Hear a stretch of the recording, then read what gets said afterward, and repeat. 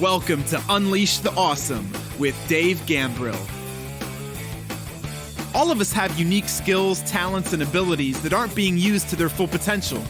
Our mission is to share the people, tools, apps, and other resources that will help you unleash your awesome on the world.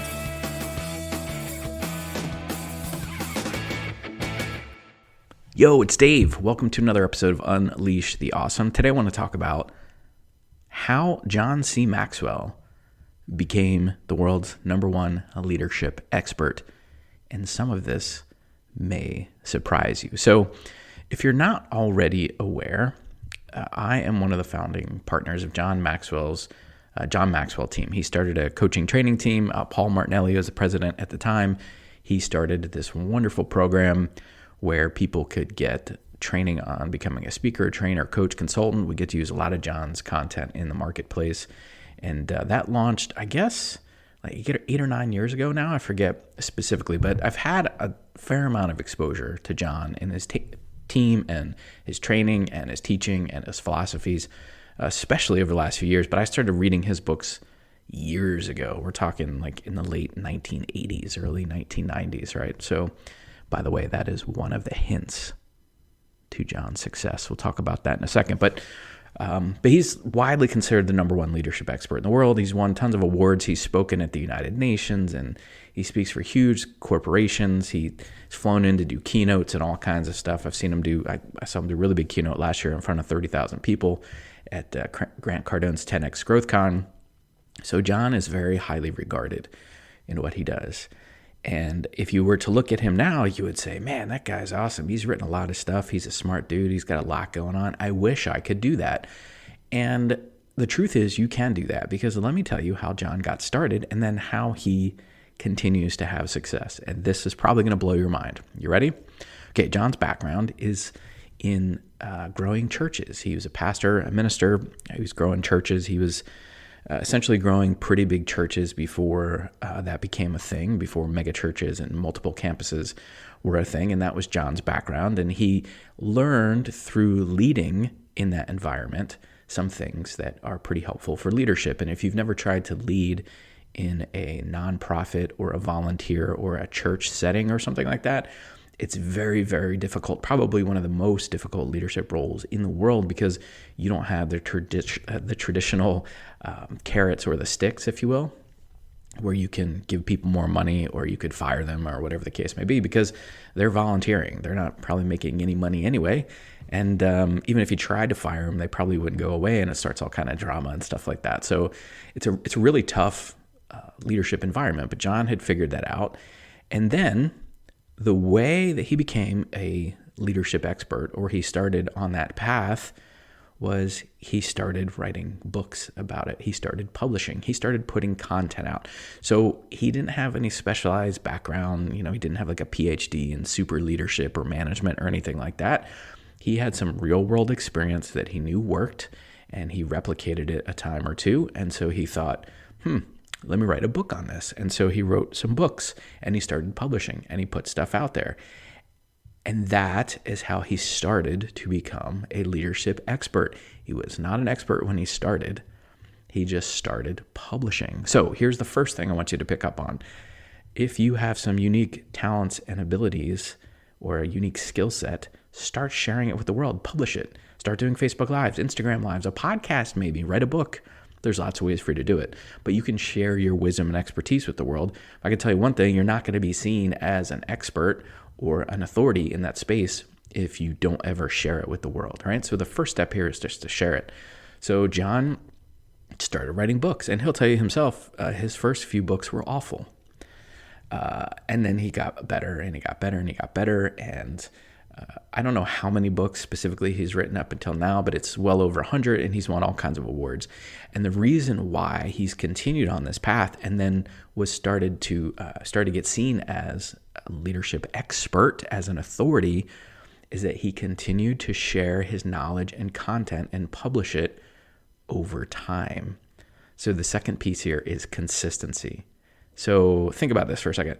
You're in a situation where you could just simply start publishing stuff, And you could put it out there, and it's probably not going to be good when you start, just like John's. But then if you put it out there and you keep working it and you keep refining it and you do it long enough, chances are you'll probably start to serve people, you'll start to get some traction, and then you'll be off and running. But the key is then the consistency. So John, I forget how old he was when he started writing all these books, but he's in his 70s now, and he has been working on stuff consistently ever since. And when I mean consistently, I mean daily. There's something that John often says when people ask him the question, John, if there's one secret to your success, if there's one thing you could pinpoint of how you've been so successful as a leadership expert, what would that be? And he's like, well, it really comes down to 5 things, basically. 5 things I do every single day.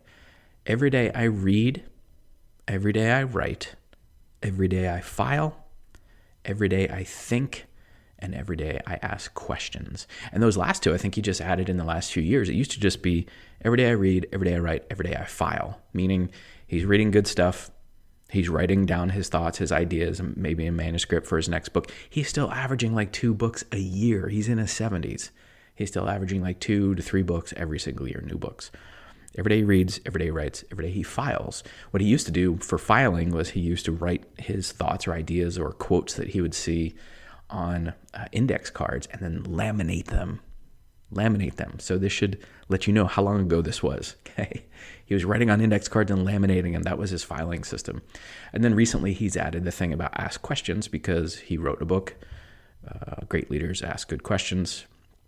And he has realized that he needs to be asking questions continually of himself, of others he comes in contact with. He's really good about getting around other smart people, like in a mastermind environment or something like that, and asking them questions. And he has a whole series of questions that he shares in that book that you might want to think about using when you're getting around other people so that you can help extract their knowledge. And then the last one was every day he thinks, right? So he thought about, I should probably sit still with these thoughts, some of these things I've read, some of the things I'm writing. Let's just take some time each day to marinate on those. That's the word he uses, just to think about it and how could I apply this and where could I apply this and who does this apply to and things like that. So that is the key. And, someone said to him, John, you do that every day? And he's like, every day. On my birthday, I read, I write, I file, I think, I ask questions. On my anniversary to Margaret, I read, I write, I file, I think, I ask questions. On Christmas Day, I read, I write, I file, I think, I ask questions. Every single day. Okay, so if there is a secret to this, it's A, get started, and B, don't stop. That's really the magic. That's really the secret. That's how he got to where he is right now. Now, it's taken a whole lot of hard work, and he's got a team of people that help him now.